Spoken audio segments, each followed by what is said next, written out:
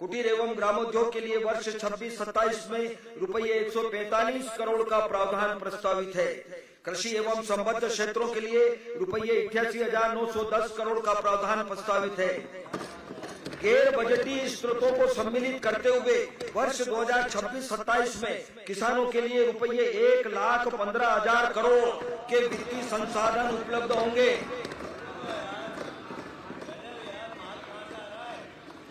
गरीब कल्याण, मुझे महाकवि रहीम की पंक्तियां स्मरण में आ रही है। दीन सबन को लखत है, दीन ही लखे न कोई, जो रहीम दीन ही लखे, दीन बंधु सब होय। हमारी सरकार अल्प आय तथा समाज की मुख्य धारा से पिछड़े हुए वर्ग के लिए बजट प्रावधान को एक शासकीय प्रक्रिया तक सीमित नहीं मानती। हमारी सरकार इस वर्ग के समग्र कल्याण, उत्थान व समाज की मुख्य धारा में लाने के लिए संपूर्ण संवेदनशीलता व सेवा भावना के साथ कार्य कर रही है। प्रदेश की कुल जनसंख्या का लगभग 21% अनुसूचित जनजाति तथा 16% अनुसूचित जाति वर्ग है। प्रदेश में जनजाति समूह की संस्कृति, बोली, रहन सहन, धार्मिक आस्थाएं, सामाजिक संरचनाएं आदि विविध और विशिष्ट है। जनजाति बहुल क्षेत्र के समग्र विकास के लिए धरती आबा जनजाति ग्राम उत्कर्ष अभियान के तहत प्रदेश के 267 विकास खंडों के 11,377 गाँव के कायाकल्प के कार्य किए जा रहे हैं, जिससे लगभग 94 लाख प्रदेशवासी लाभान्वित होंगे। इस हेतु वर्ष 2026-27 के लिए रुपये 793 करोड़ का प्रावधान प्रस्तावित है।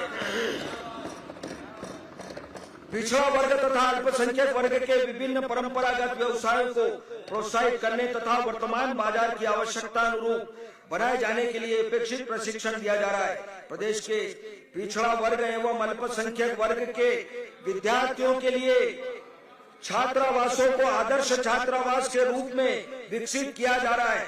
वर्ष 25-26 में पिछड़ा वर्ग पोस्ट मैट्रिक छात्रवृत्ति के अंतर्गत 7,50,000 विद्यार्थियों को लाभान्वित किया गया। सरदार पटेल कोचिंग योजना अंतर्गत 4,000 विद्यार्थियों को लाभान्वित करने का लक्ष्य है। विमुक्त घुमक्कड़ एवं अर्ध घुमक्कड़ समुदाय को समाज की मुख्य धारा में लाए जाने के लिए प्रचलित योजनाओं तथा छात्रवृत्ति कन्याओं के शिक्षण हेतु प्रोत्साहन, बस्ती विकास, स्वरोजगार आदि को निरंतर रखा गया है। पिछड़ा वर्ग एवं अल्पसंख्यक कल्याण, विमुक्त घुमक्कड़ एवं अर्ध घुमक्कड़ वर्ग के लिए रुपये 1,691 करोड़ का प्रावधान प्रस्तावित है। महोदय, यह खुशी की बात है कि प्रदेश में जीवन प्रत्याशा बेहतर हुई है, परंतु इसका दूसरा पहलू की कार्यशील जनसंख्या की तुलना में वरिष्ठ जनों की संख्या का अनुपात बढ़ रहा है। इस तथ्य के परिप्रेक्ष्य में अधिक आयु के व्यक्तियों के सुगम, स्वस्थ एवं सुरक्षित जीवन यापन के लिए हमारी सरकार पूरी सेवा भावना के साथ कार्य कर रही है।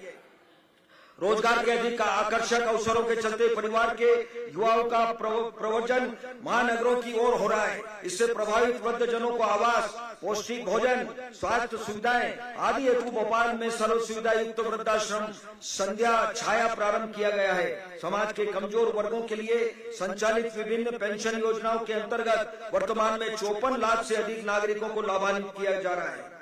इसके अतिरिक्त राष्ट्रीय परिवार सहायता योजना, दिव्यांगों को आर्थिक सहायता, मुख्यमंत्री कन्या विवाह एवं निकाह योजना, माता पिता भरण पोषण योजना, अटल वयो अभ्युदय योजना आदि में आवश्यक धनराशि की व्यवस्था भी सुनिश्चित की गई है। इन सामाजिक सुरक्षा योजनाओं के लिए रुपये 2,857 करोड़ का प्रावधान प्रस्तावित है।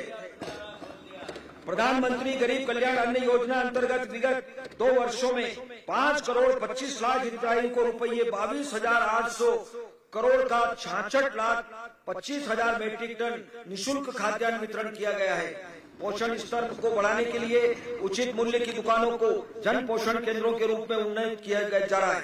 सार्वजनिक वितरण प्रणाली के अंतर्गत खाद्यान्न वितरण की पारदर्शी व्यवस्था सुनिश्चित करने के लिए लगभग 93% हितग्राहियों का ई-KYC किया जा चुका है। प्रदेश को अपनी श्रम शक्ति पर गर्व है। माननीय प्रधानमंत्री जी के नेतृत्व में केंद्र सरकार द्वारा श्रम क्षेत्रों की सेवाओं में बेहतरी लाने के लिए पुराने एवं अप्रासंगिक हो चुके 29 श्रम कानूनों के स्थान पर 4 नवीन श्रम संहिताएं अधिसूचित की गई है। हमारी सरकार ने कारखाना अधिनियम, ठेका श्रम अधिनियम तथा औद्योगिक विवाद अधिनियम में संशोधन किए हैं। श्रमिक व श्रमिक परिवारों के कल्याण के लिए प्रदेश में संचालित मुख्यमंत्री जन कल्याण संबल योजना को निरंतर रखा गया है।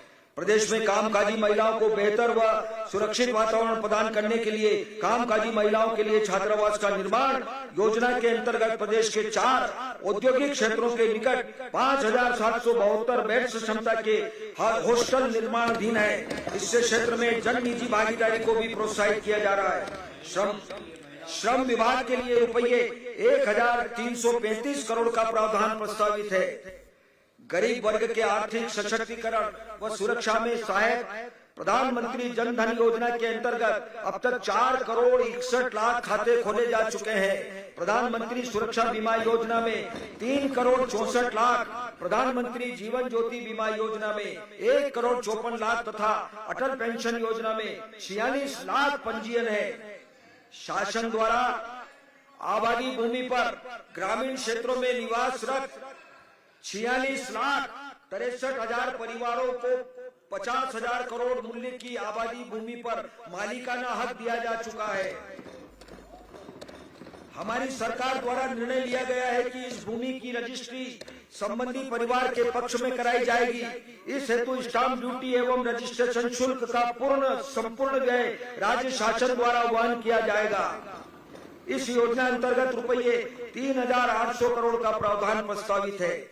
युवा कल्याण, माननीय अध्यक्ष महोदय, हमारी सरकार युवाओं का से आह्वान है, दृढ़ निश्चय के पवित्र भाव से स्वनयनों में विश्वास जगा, लक्ष्य बेहतर आना होगा, अंतस को उकसाना होगा। कार्यशील जनसंख्या का बढ़ता अनुपात प्रदेश के आर्थिक विकास को गति देने के अवसर प्रदान करता है। हमारी सरकार युवा वर्ग के लिए गुणवत्तापूर्ण शिक्षा, कौशल विकास, रोजगार के अवसर एवं उनकी आवश्यकताओं तथा आकांक्षाओं की पूर्ति की दिशा में प्रतिबद्धता के साथ कार्य कर रही है। शिक्षा नई पीढ़ी के सृजनात्मक विकास का महत्वपूर्ण माध्यम है। हमारी सरकार ने नवीन शैक्षणिक संस्थाओं को प्रारंभ करने के साथ पूर्व से संचालित संस्थाओं में उत्कृष्ट शैक्षणिक व्यवस्था एवं अधोसंरचना सुनिश्चित कर रही है। विद्यालयों को बिजली आपूर्ति, इंटरनेट सुविधा एवं स्मार्ट कक्षाओं से सुसज्जित किया जा रहा है। प्रदेश में गुणवत्तापूर्ण शिक्षा के लिए पीएमसी योजना अंतर्गत 799 विद्यालय एवं 294 सांदीपति विद्यालय संचालित किए जा रहे हैं।